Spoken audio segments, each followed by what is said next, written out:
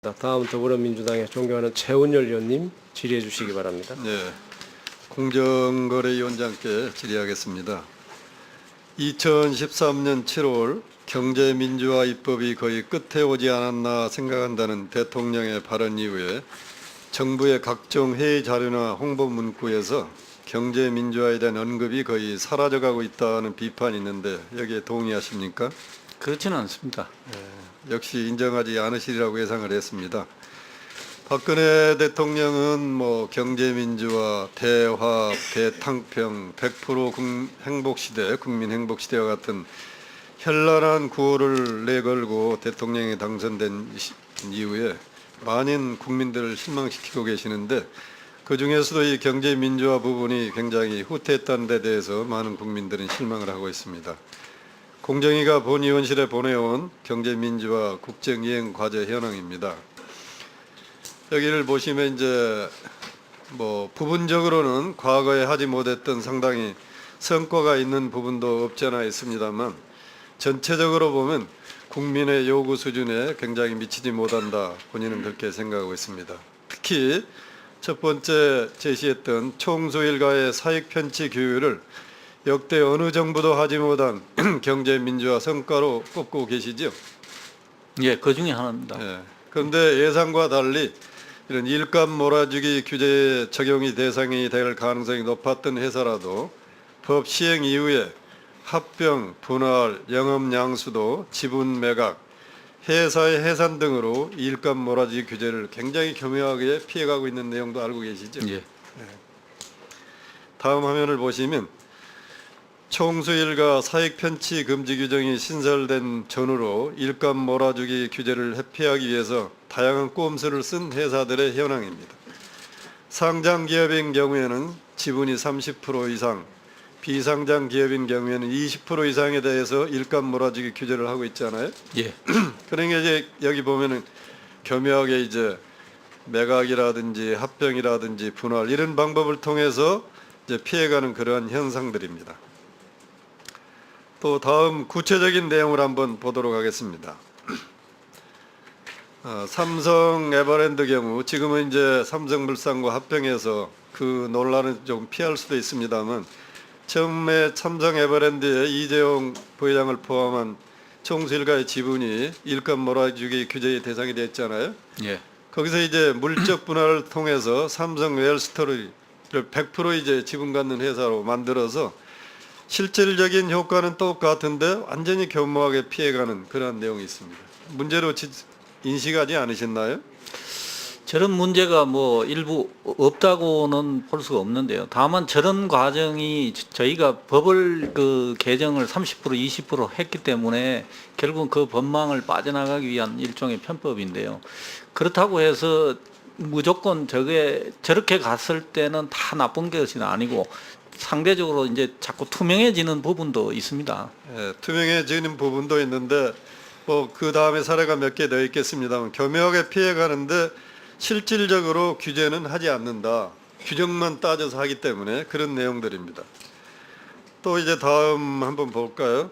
그 CJ 같은 경우도 일본 사례의 경우에는 이제 CJ 시스템스 정보통신 회사인데 전혀 이 회사의 업종과 관계없는 화장품 회사인 CJ 올리브영과 합병을 하죠. 그래서 지분율을 32%에서 22.7% 낮춰가지고 피해갑니다. 두 번째 사례는 그 동생과 관계에서 재산 커뮤니케이션. CJ CGV가 여기에 이 광고를 몰아주기 전에는 삼양 CNC라는 중소기업한테 광고를 줬습니다. 근데 여기에 몰아준 다음에 삼양 CNC는 완전히 망해버렸습니다. 이렇게 재벌들이 무차별하게 일감 몰아주기로 인해서 중소기업에 피해를 준 하나의 사례이고 다양한 꼼수를 통해서 이 회피해가는 그러한 과정인데요. 앞으로 이렇게 피해가는 대기업들의 이 규제 부분을 어떻게 공정위는 실효성 있게 규제할 계획을 갖고 계시나요?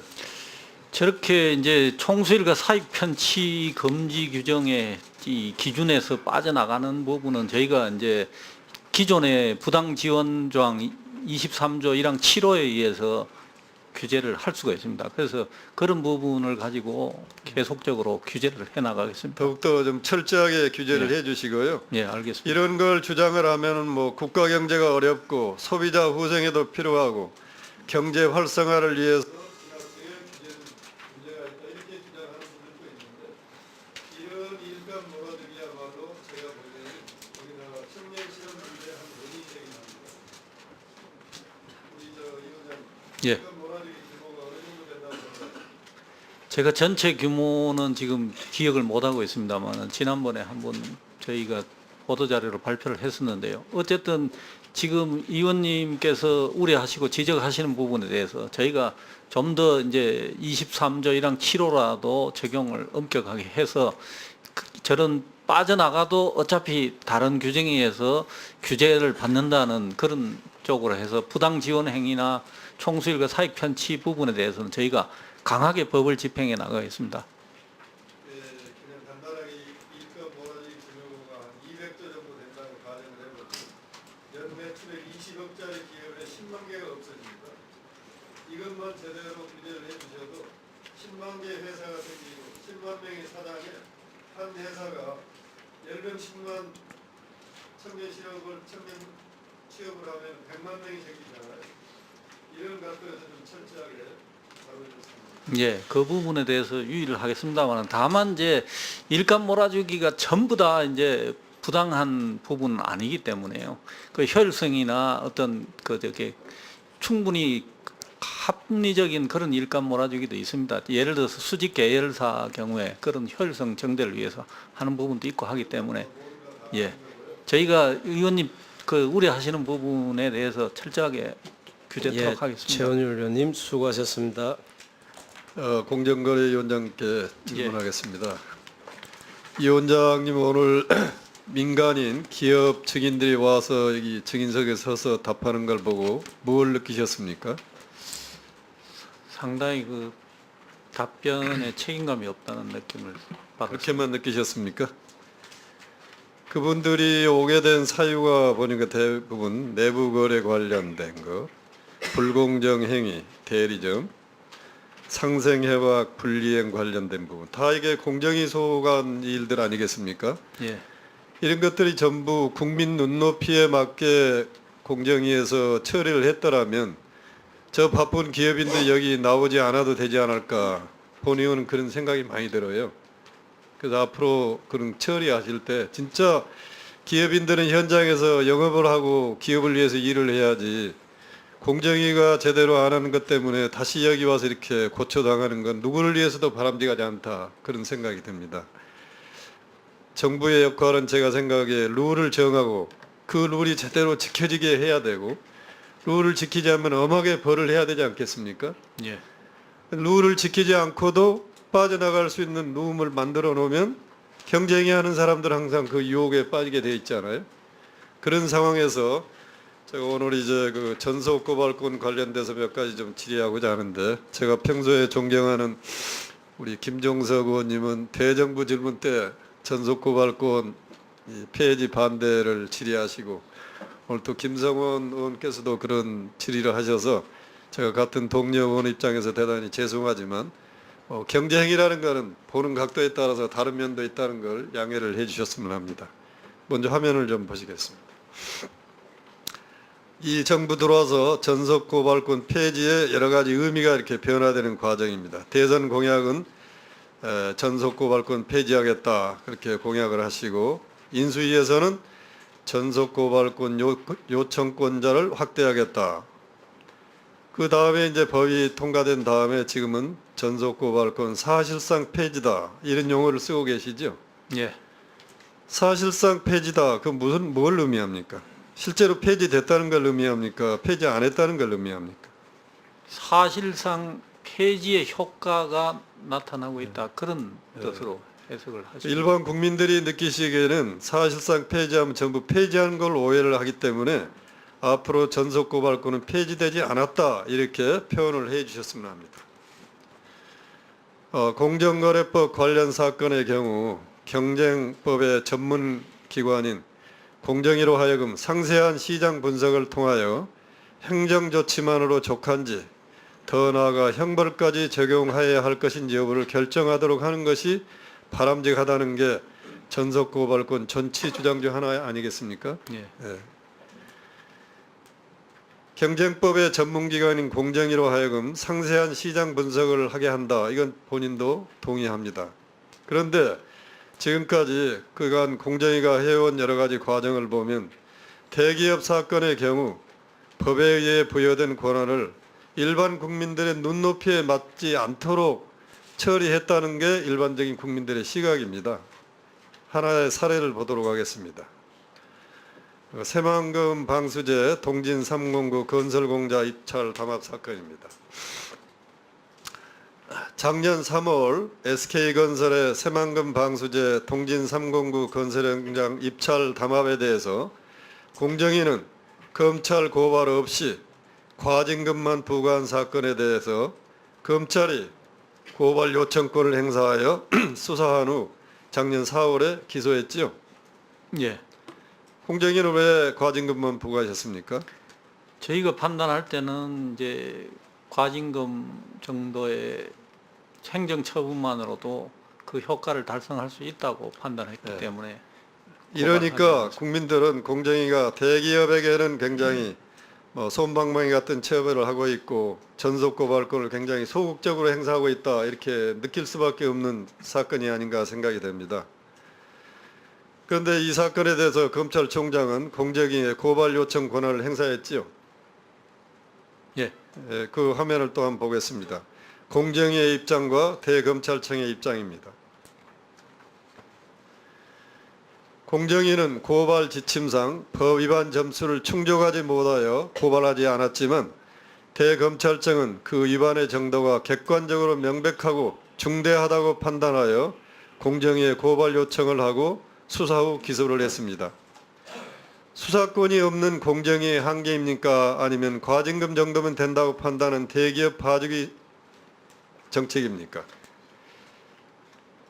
대기업 봐주기 정책은 아니고요. 저희가 판단할 때는 이제 물론 대검찰청에서는 명백하고 중대한 경쟁 질서를 저해했다 이렇게 네. 볼 수는 있고요. 저희가 봤을 때는 저희도 나름대로 이제 내부 기준을 가지고 점수화해가 계량화해서 판단을 하거든요. 그래서 거기서 법위반 점수가 고발 점수가 되면은 저희가 고발하고 이렇게 하는데요. 나름대로 저희 잣대라든가 이런 게 있기 때문에 그래서 그 기간 간에 조금 그 저게 또 한 정도 가지 차이는 사례를 보도록 하겠습니다. 공정위가 이걸 취급하면 이렇게밖에 될 수 없는 한계를 나타내는 하나의 사례입니다. 그 CJ 재산 커뮤니케이션 사건인데요. CJ그룹의 일감 몰아주기 사건을 만약 검찰 등 수사기관이 나서도 위법성이나 직접 지시 정황을 찾아내지 못할 거라고 확신하십니까? 그건 제가 뭐 답변하는 게 적절치 네. 않은 것 같습니다.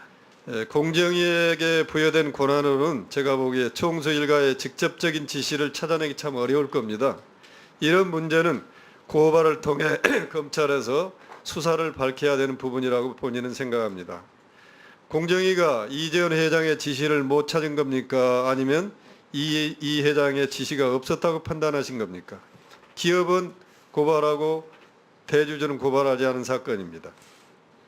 어쨌든 그 저 실무자들이 조사 과정에서 그런 증거를 찾지 못했기 때문에요. 저희가 고발을 못했습니다. 법이 있으면 모든 사람이 지켜야 되겠죠. 예, 그것이 목표이지 않아요? 예, 지키지 않으면 처벌을 받아야 되잖아요. 예.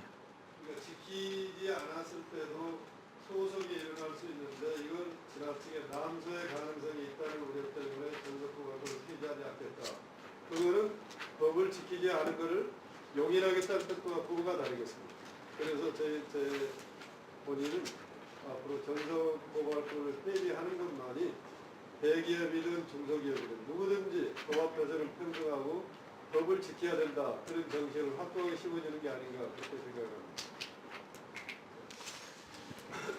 예상보다 빨리 왔네요 순서가. 예. 간단한 질의 하나 해보겠습니다.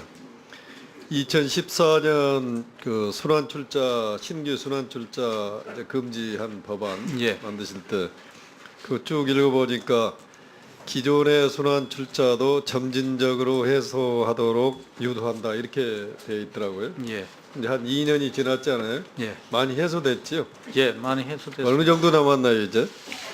지금 순환 출자 고리수 기준으로 보면은 약 14년도에 483개에서 지금 94개로 순환 고리는 줄었습니다. 예. 그리고 순환 출자 보유 집단 수가 15개에서 8개로 지금 줄었습니다. 2012년 대선 당시도 이제 순환 출자 문제가 나오니까 재계에서 순환 출자 고려를 끊으려면은 뭐 한 15조 정도가 필요한데 기업이 투자를 해서 일자리를 만드는데 돈을 써야지 왜 지분 해소하는 데 쓰느냐 이렇게 이제 반대 논리도 펴고 그랬잖아요. 예, 지금 남아 있는 순환 출자 해소하는 데 대개 어느 정도 돈이 소요된다고 생각하십니까? 그거는 뭐 기업마다 순환 출자를 없애는 방법에 따라 전부 다르기 때문에요. 일률적으로 말씀드리기는 곤란한데요. 예를 들어서 현대 자동차라든가 이런 쪽에 예를 들면 현대 자동차가 지금 현대 모비스가 가지고 있는 그 주식 순환 출자 보유가 30.2% 정도 됩니다. 보통주 기준으로. 이거를 개선하려면은 정확하게는 그 금액은 알 수는 없습니다만은 아마 엄청난 돈이 들 것 같고요. 현대중공업 경우에도 21.3% 지분이 되니까 이 그래서 부분, 예, 예, 제가 이제 삼성그룹을 하나 케이스로 봤거든요. 예, 삼성에서 지금 현재 순환 출자를 해소하려면 특수관계인 지분을 그대로 유지한다는 전제에서 계산해 보니까 한 2조면 해소될 것 같아요, 삼성은. 그리고 특수관계인 지분이 한 30% 정도만 유지되면 지배권에 뭐 별 문제가 없다 이런 전제에서 본다면 거의 돈이 필요하지 않습니다. 그리고 이 순환 출자 해소를 하는 데는 결국 기업의 돈이 들어가는 게 아니고 대주주의 돈이 필요하잖아요. 예. 그러니까 기업에 투자를 해야지 순환 출자하는데 돈을 쓸 필요가 없다. 이 논리는 맞지 않는다. 그리고 제가 생각에는 기존의 순환 출자도 이제 한 2년이 지났기 때문에 이제는 모든 이 순환 출자 고리 끊는 것이 다른 어떤 기회 준다는 차원에서 필요하지 않을까 생각이 되는데 우리 공정위 견해는 앞으로 신규 순환 출자뿐만 아니라 기존의 순환 출자도 이제는 몇 년의 유예를 두면 완전히 해소하는 게 더 바람직하다고 본능은 생각하는데 거기에 대한 견해를 좀 말씀해 주시죠. 예, 저희는 지금 기존 순환 출자는 당초 여야 간에 합의된 대로 말이죠. 점진적으로 단계적으로 자발적으로 해소하도록 계속 하는 게 무한정 맞다고. 갈 수는 없잖아요. 무한정 갈 수는 없는 게 지금 이제 저희가 매번 그 기업 공시를 하기 때문에요.